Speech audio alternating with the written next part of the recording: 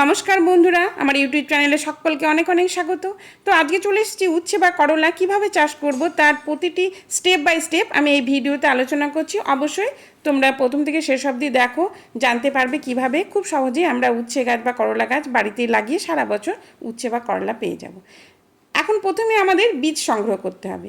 এই যে দেখছো বীজটা, এটা কিন্তু আমার বাজার থেকে কেনা না, পাকা একটা করলা আমি বাজার থেকে নিয়ে আসা হয়েছিল, সেখান থেকে আমি পেকে গেছিলো, ওই বীজটা আমি সংরক্ষণ করে রেখেছি। বাজার থেকেও খুব সহজেই উচ্ছে বীজ বা করলা বীজ কিনতে পাওয়া যায়। উচ্ছে এবং করলা দুটো আলাদা রকম, যেটা উচ্ছে আছে এটা সারা বছরই হয়, আর করলাটা হবে এই সময়ে গরম এবং বর্ষাকাল জুড়ে। তো আমার এটা বড় করলায়, যেটা বাজার থেকে আনা হয়েছিল এবং খুব ভালোভাবে সেটা পেকে গেছিলো, আমি বীজটাকে রেখে দিয়ে সেটাকে আমি রান্না করে খেয়েছি।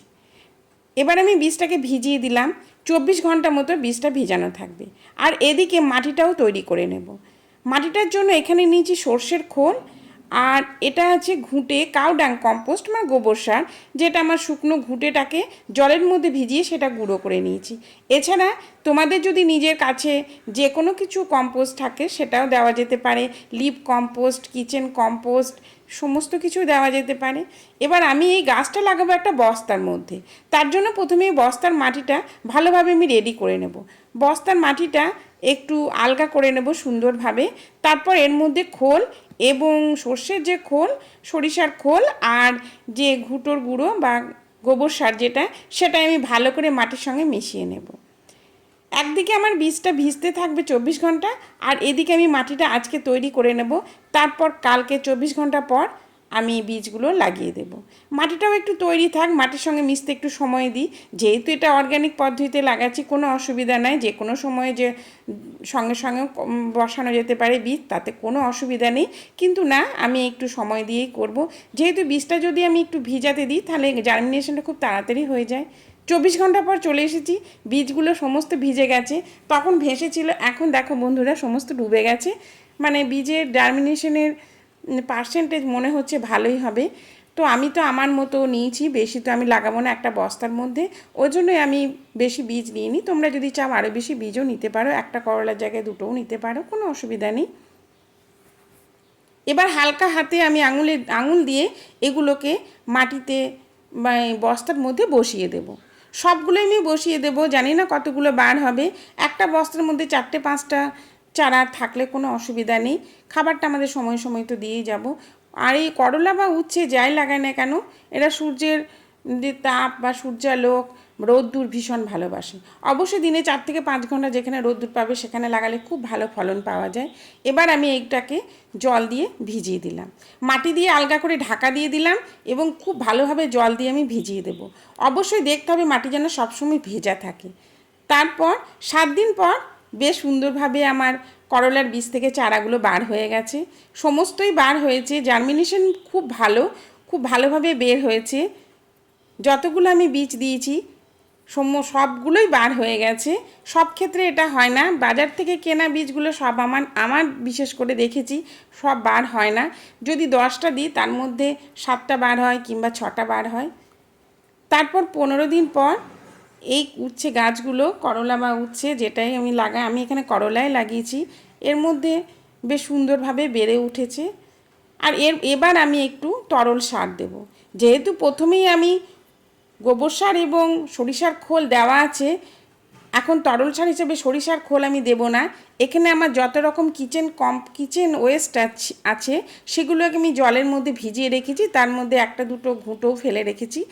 এখানে যত রকমের ফলের খোসা, সবজির খোসা, চা পাতা, চাল ধোয়া জল, এইসব দিয়ে আমি একটা লিকুইড ফার্টিলাইজার আমি বানিয়েছি।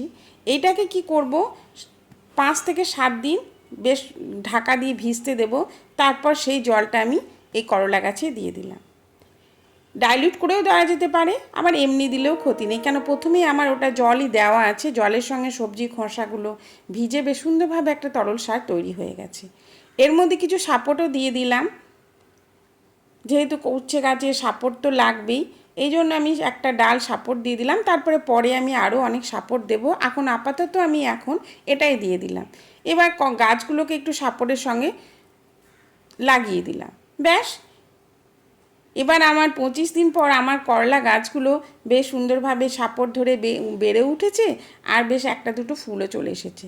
তো দেখলাম একটা গাছে শুধুমাত্র স্ত্রী ফুলের সংখ্যাই বেশি, পুরুষ ফুল একটা যে গাছে কোনো পুরুষ ফুল এখনও অবধি আমি দেখতে পাইনি, সব স্ত্রী ফুল দেখছি। তো আমি ওইখানে ডগাটা কেটে দিলাম, তাহলে সাইড দিকে যে ব্রাঞ্চেসগুলো বের হবে সমস্তগুলোই স্ত্রী ফুল বেশি বের হবে। এইটা অবশ্যই করতে হবে করলা গাছের ক্ষেত্রে, তাহলে আমরা ফলন খুব ভালো পাবো।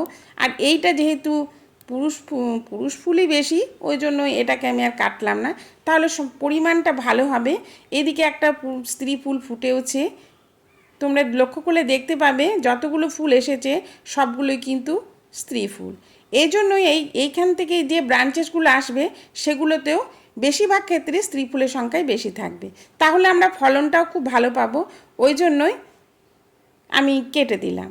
40 দিন পর আমার গাছগুলো বেশ সুন্দর গ্রোথ হয়ে গেছে, খুব ভালোভাবে গ্রোথ করেছে এবং কিছু কিছু ফুল ফুটতেও শুরু করেছে। কোনো রোগ পোকার আক্রমণ হয়নি।